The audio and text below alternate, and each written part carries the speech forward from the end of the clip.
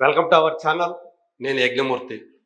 ఇక్కడ మన స్క్రీన్ మీద చూస్తున్నాం విశ్వంభర వర్సెస్ మెగా 157 అంటూ ఒక కొటేషన్ మనకి కనిపిస్తూ ఉంది.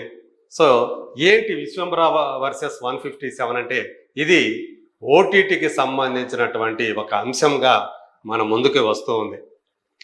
చిరంజీవి కథానాయకుడిగా నటిస్తున్నటువంటి లేటెస్ట్ ఫిలిం, రాబోతున్నటువంటి లేటెస్ట్ ఫిలిం విశ్వంభర అనే విషయం మనందరికీ తెలిసిందే.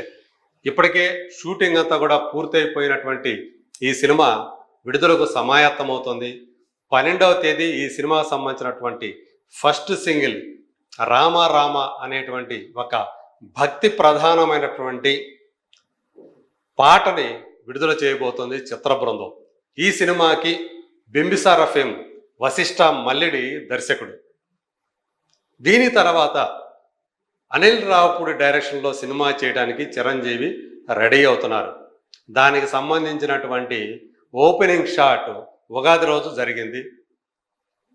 సో మే నుంచి దాని రెగ్యులర్ షూటింగ్ జరపడానికి నిర్మాతలైనటువంటి సాహు గారపాటి అలాగే సుస్మిత కొణిదెల వీళ్ళు రెడీ అవుతున్నారు. ఆ సినిమాని అంటే దానికి ఇంకా టైటిల్ పెట్టలేదు కాబట్టి ఆయన చిరంజీవి కథానాయకుడిగా నటిస్తున్నటువంటి 157వ సినిమా కాబట్టి దానికి మెగా 157 లేదా చిరు అనిల్ ప్రాజెక్ట్ అని చెప్పేసి దాని వర్కింగ్ టైటిల్గా తాత్కాలికంగా పిలుస్తూ ఉన్నారు. ఆ సినిమాని వచ్చే సంక్రాంతికి అంటే 2026 జనవరి 2వ వారం మన ముందుకు తీసుకురావాలని చెప్పేసి ఇప్పటికే నిర్ణయించారు. అఫీషియల్గా అనౌన్స్మెంట్ కూడా చేశారు, సంక్రాంతికి తీసుకొస్తున్నామని చెప్పేసి. మరి ఈ రెండు సినిమాలకి మధ్య గొడవేంటి, వారేంటి అంటే ఓటీటీ వార్. ఈ రెండు సినిమాలకు సంబంధించి ఓటీటీ సంస్థలు విశ్వంభర కంటే కూడా మెగా 157 ప్రాజెక్టు మీద ఎక్కువ ఆసక్తి చూపిస్తున్నాయి, దాని గురించి ఎంక్వైరీ చేస్తున్నాయి అంటూ ఈరోజు సోషల్ మీడియాలో ఒక అంశం విరివిగా వైరల్ అవుతూ ఉంది. మరి ఇది నిజమేనా అంటే ఇప్పటి వరకు కూడా విశ్వంభరకు సంబంధించి ఓటీటీ డీల్ అనేది పూర్తి కాలేదు అని చెప్పేసి తెలుస్తూ ఉంది.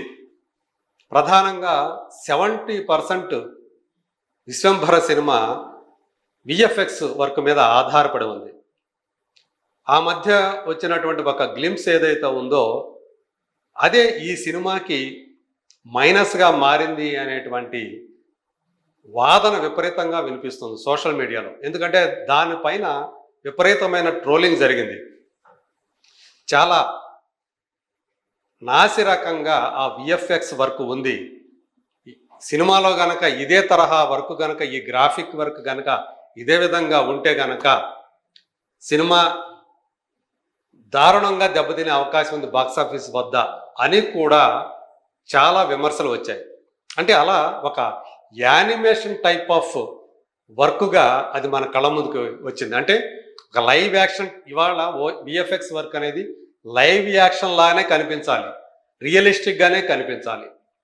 యానిమేషన్ టైప్లో, కార్టూన్ టైప్లో కనుక ఆ వర్క్ కనిపిస్తే, ఎందుకంటే అందులో ప్రధానంగా కొన్ని విచిత్రమైనటువంటి జంతువులు, పక్షులు అందులో కనిపించాయి వాళ్ళు రిలీజ్ చేసినటువంటి గ్లింప్స్లో, విశ్వంభర గ్లింప్స్లో. అంటే మనం చూసాం కదా అవతార్ తరహాల, అవతార్లో ఎలా ఉంటాయి, అక్కడ ఎగిరే పక్షులు ఎలా ఉంటాయి, ఆ డేగలు కానివ్వండి ఇంకొక రకమైనటువంటి కానీ వాటిని వాహనాలుగా చేసుకున్న అవతార్లో అందులో పాత్రలు ఎలా స్వారీ చేస్తాయి, ఇవన్నీ మనం చూసాం. అదే తరహా జంతువులు, పక్షుల్ని ఈ సినిమాలో చూపించారు, కానీ అవి రియలిస్టిక్గా లేవు, యానిమేషన్ టైప్ క్యారెక్టర్ లాగా కనిపించాయి. అదే తీవ్రమైనటువంటి విమర్శలు తావిచ్చింది. సినిమా కూడా ఇదే తరహాలో ఉంటుందనే అభిప్రాయాన్ని కలిగించింది. అందువల్లే ఈరోజు ఓటీటీ సంస్థలు విశ్వంభర మీద కంటే కూడా అనిల్ రావుపూడి డైరెక్ట్ చేయబోతున్నటువంటి సినిమా మీద ఎక్కువ ఆసక్తిని చూపుతున్నాయంటూ ఒక వార్త ఇప్పుడు హల్చల్ చేస్తూ ఉంది. అనిల్ రావుపూడి ప్రజెంట్ ఎంత డిమాండ్ ఉన్న డైరెక్టరో మనకి తెలియంది కాదు. 8 సినిమాలు ఇప్పటి వరకు అతను డైరెక్ట్ చేస్తే అందులో ఒక్కడు కూడా ఫెయిల్ కాల బాక్సాఫీస్ దగ్గర. వాటిలో ఎక్కువ బ్లాక్ బస్టర్స్ ఉంటాయి. పటాస్ అనే సినిమాతోటి అతను డైరెక్టర్గా పరిచయం అయ్యాడు. ఆ సినిమాతోటి అంతకుముందు ఫెయిల్యూర్స్లో ఉన్నటువంటి నందమూరి కళ్యాణరామ్ ఆ సినిమాతోటి హిట్ సాధించి మళ్ళీ లైమ్లైట్లోకి వచ్చారు. ఆ తర్వాత సుప్రీం అనే సినిమా చేశాడు సాయి ధరమ్ తేజ్ తోటి. ఆ తర్వాత రవితేజ్ తోటి రాజా ది గ్రేట్ అనే సినిమా చేశాడు. అది పెద్ద హిట్ అయింది. అప్పుడు దాకా ఫెయిల్యూర్లో ఉన్నటువంటి రవితేజ మళ్ళీ గాడిన పడ్డాడు. ఆ తర్వాత వచ్చినటువంటి F2 సినిమా అది హిలేరియస్ కామెడీతో సో ఎంతగా నవ్వులు పంచిందో సంక్రాంతికి వచ్చి మనకు తెలుసు. ఆ సినిమా బ్లాక్ బస్టర్ హిట్ అయ్యి వెంకటేష్ కెరీర్లోనే బిగ్గెస్ట్ గ్రాసర్గా నిలిచింది. ఆ తర్వాత మనం చూసాం సరిలేరు నీకెవరు అనే సినిమా మహేష్ తోటి, అది పెద్ద విజయం సాధించింది. ఆ తర్వాత F3 వచ్చింది, కానీ అది పెద్ద విజయం సాధించకపోయినా బ్రేక్ ఈవెన్ అయ్యింది. ఆ తర్వాత భగవంత్ కేసరి బాలకృష్ణ ఒక డిఫరెంట్ యాంగిల్లో చూపించి విజయం సాధించాడు. ఇక ఈ సంవత్సరం వచ్చినటువంటి సంక్రాంతికి వస్తున్నామనే సినిమా ఎంత పెద్ద విజయం సాధించిందో అందరికీ తెలుసు. 300 కోట్ల రూపాయల గ్రాస్ను సాధించి దేశంలోనే మొత్తంగా చూసుకుంటే చావా తర్వాత అతిపెద్ద బ్లాక్ బస్టర్గా ఆ సినిమా నిలిచింది. ఓవరాల్గా తెలుగులో ఇప్పటివరకు కూడా ఈ సంవత్సరం బిగ్గెస్ట్ గ్రాసర్ అదే. మరి దాని తర్వాత అనిల్ రావుపూడి ఇప్పుడు మెగాస్టార్ని డైరెక్ట్ చేయడానికి రెడీ అవుతున్నాడు. అన్నీ కూడా స్క్రిప్ట్ ఇదంతా కూడా అన్నీ లాక్ అయిపోయాయి. మేలో షూటింగ్కి వెళ్ళటమే తరువాయి.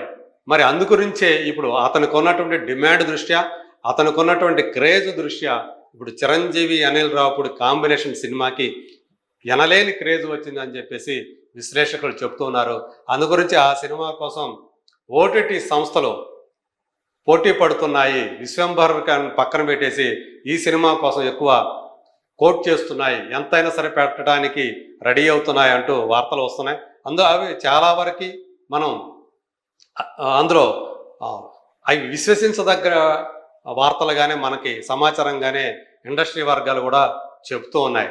సో చిరంజీవి గారు కూడా ఆయన అనిల్ రావుపూడితోటి చేసే సినిమా మీద ఎక్కువ ఆసక్తి కనపరుస్తున్నారని కూడా వార్తలు వస్తున్నాయి. ఇందులో ఆయన ఒక ఫ్యామిలీ మ్యాన్గా మనకు కనిపించి బాగా నవ్వులు పోయిస్తారు. సో ఆయన క్యారెక్టర్లో మంచి ఫన్ ఉంటుంది. సో అనిల్ రావుపూడి తన కథలో కానివ్వండి, తన సన్నివేశాల్లో కానివ్వండి, తను రాసే సంభాషణలో కానివ్వండి ఎంత వినోదాన్ని మనకు అందిస్తాడో చాలామందికి తెలిసిందే. మరి ఇప్పుడు చిరంజీవి కామెడీని పండించడంలో దిట్ట. సో ఆయన అందుగురించి ఇంత ఆయన మాస్ స్టార్గా ఒక మెగాస్టార్గా కావటంలో ఆయన కామెడీ టైమింగ్ అనేది ఆయన బాగా ఉపకరించిందని చెప్పేసి చాలామంది విమర్శకులు విశ్లేషకులు భావిస్తారు. అది నిజం కూడా. మరి అందుగురించే ఇప్పుడు విశ్వంభర కంటే కూడా మెగా 157 సినిమా మీద ఓటీటీ దిగ్గజాలు వాటి కన్ను పట్టడంలో ఆశ్చర్యం ఏం లేదు. అట్లా అని చెప్పి విశ్వంభరని మనం ఇప్పుడు ఇక్కడ తక్కువ చేయటం కాదు. ప్రస్తుతం అంటే రేపు అది పాట కనుక బయటకు వస్తే దానికి కూడా క్రేజ్ పెరిగే అవకాశాలు ఉంటాయని చెప్పేసి ఆ సినిమా యూనిట్ భావిస్తోంది. అప్పుడు ఏమన్నా అంటే వచ్చే ప్రమోషనల్ కంటెంట్ ఏదైతే ఉందో విశ్వంభర సంబంధించి ఆ ప్రమోషనల్ కంటెంటే ఓటీటీకి సంబంధించినటువంటి డీల్ను కూడా కుదిర్చే అవకాశాలు ఎక్కువగా ఉన్నాయని చెప్పాలి. ప్రస్తుతానికి మాత్రం మెగా 157 మీదే ఎక్కువ మంది కన్ను ఉంది అనేది మాత్రం నిజం.